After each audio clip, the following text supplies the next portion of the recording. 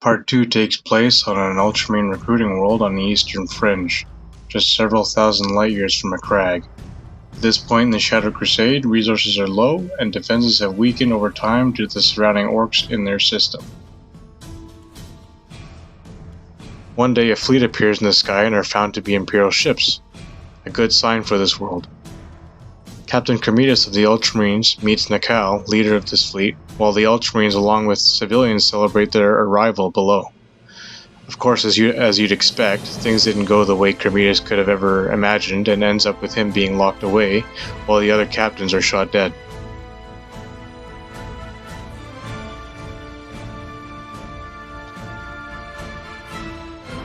Scene 2 was to involve a young boy playing outside. Then a rush of people run towards the White City where a parade is being held for the new arrivals. His grandfather is reluctant to let him go, at first, but promises to bring him after they've finished dinner. Later on, we witness the child on his grandfather's back, slowly trying to make their way towards the front of the crowd. The child asks why these Marines are red, and the grandfather could only speculate as to who they are, as they've never witnessed another legion. He overhears Ultramarines talking amongst themselves, saying that their word-bearer brothers have changed a lot, to which he tells his grandchild who they are. An explosion goes off behind them in a distance, and the grandfather holds his grandchild's legs tightly, saying something is wrong. Scene cuts.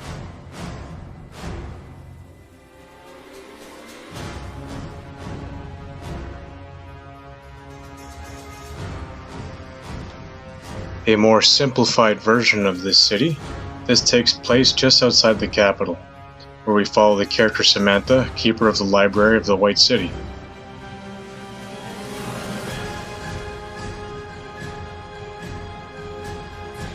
This library is also a fortress for civilians to take shelter in the event of an attack. Beneath the library itself is a network of tunnels which go many kilometers beneath the surface and connects to other safe zones and emergency world evacuation.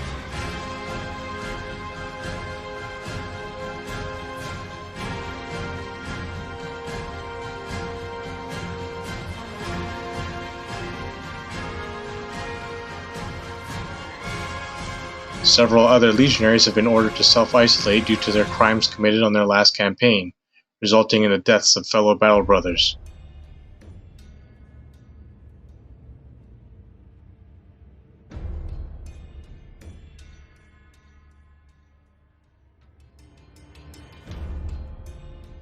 Captain Tatus Decimus has just arrived to speak with these recently censured battle brothers and talk about what happened and how their service is to be carried out from here on in. Samantha gets a call from home as she puts books away, but can't hear anything on the other end due to static. Meanwhile, the captain and the censured hear an incoming impact wave and immediately tell everyone in the library to take cover. As people come to in the library, Pythane and Academy forces bring the first batch of civilians to the shelter. Samantha, realizing the blast wave came from the direction of her house, thinks of her baby's safety and makes her way out of the library. Pythane tells her it's not safe and anything in that direction is hazardous. Meanwhile, Decimus makes his way out and rushes back to his gunship, allowing room for Samantha to slip past Pythane. Pythane calls to her and warns that if she is to do this, take the subway route since the main road systems are rigged to blow should anything happen. She nods and begins her journey home.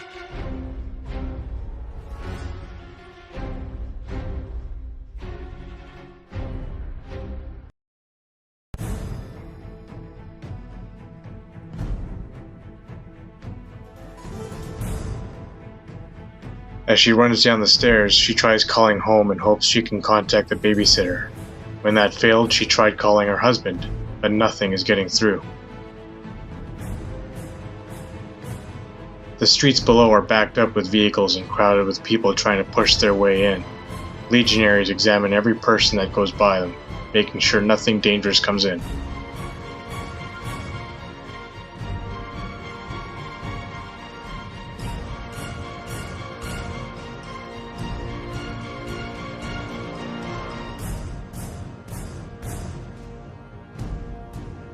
As she journeys forward, she realizes the frantic chaos unfolding on the streets. Hovercraft fly overhead as Academy Guard run past her. Titan forces are deployed. dawning the level of threat that has come to them. For a moment, she thinks it to be the orcs.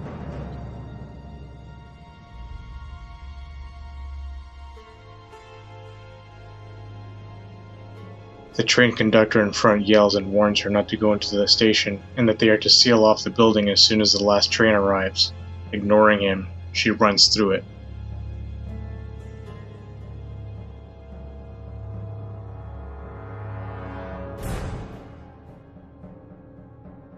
Back on the streets, Samantha sees a roadblock up ahead and is confronted by a legionary telling her to turn back. Frustrated, she begins arguing with him.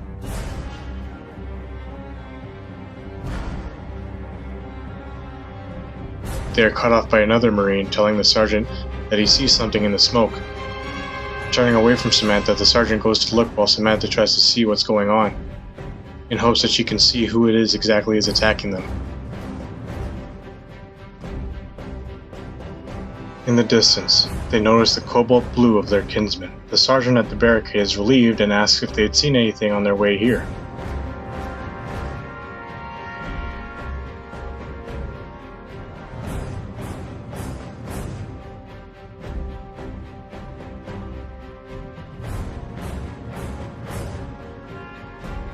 After a moment's pause, bolter fire erupts around Samantha and she sees all the legionaries around her have just been executed, with the sergeant being mortally wounded.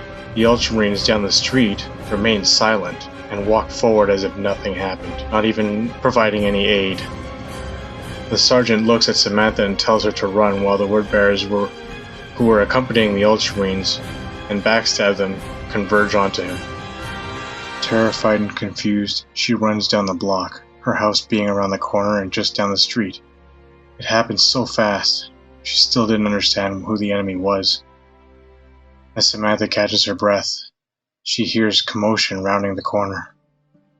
Abandoned vehicles litter the streets as screaming and laughing can be heard echoing off the surrounding buildings. Cautious, she ducks down behind the cars to avoid detection, trying to find out what's going on and to see if there was any way to get around whatever was making this noise. As she gets closer, she spots almost a dozen individuals armed with weapons, torturing civilians. They laughed as they committed these atrocities. They all wore the same robes worn by the so-called refugees that came with the word-bearer ships. What could have driven them to do this, she thought. In the distance, she spots a larger vehicle. The cultists afar are occupied and the one closest to her gets down on top of its victim and begins carving something into a man's face. With this, she makes a run for it. After crawling under the vehicle, Samantha lay still, hoping no one heard her.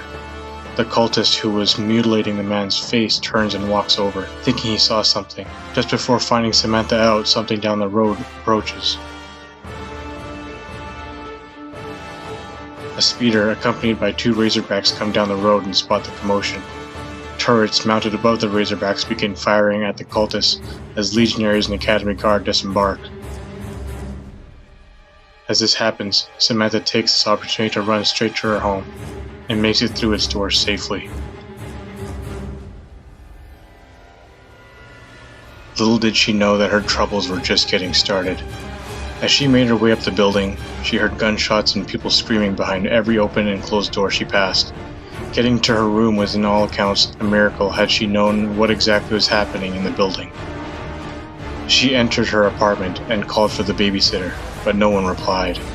Samantha ran to the bedroom and laying there was her son, Cestus. She grabbed her child and stood there, being in the moment, all sounds disappearing. Then suddenly, silence was broken as a loud bang was heard from her front door. Samantha ran further into the room and turned the table over her and her son. Suddenly, two cultists barged in and called out for the baby as they heard his cries just a moment ago.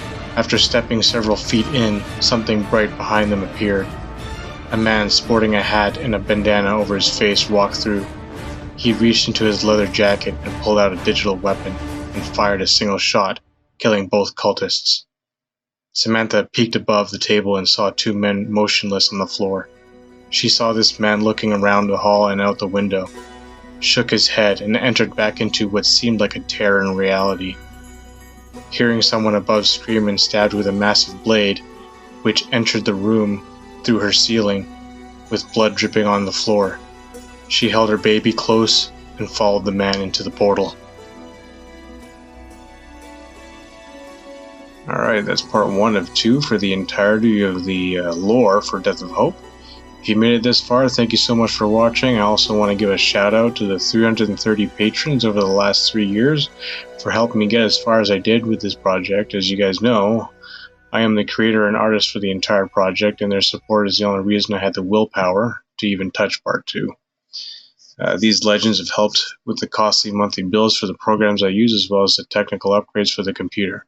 I also want to give a special thanks to all the voice actors and the musician who have helped bring my work to life. Hope you guys have a good Christmas. Had to cut it short just because of the holidays. Look forward to the next part, either end of this year or early next year. All right, there's a lot more to the story, so stay tuned. All right, take care.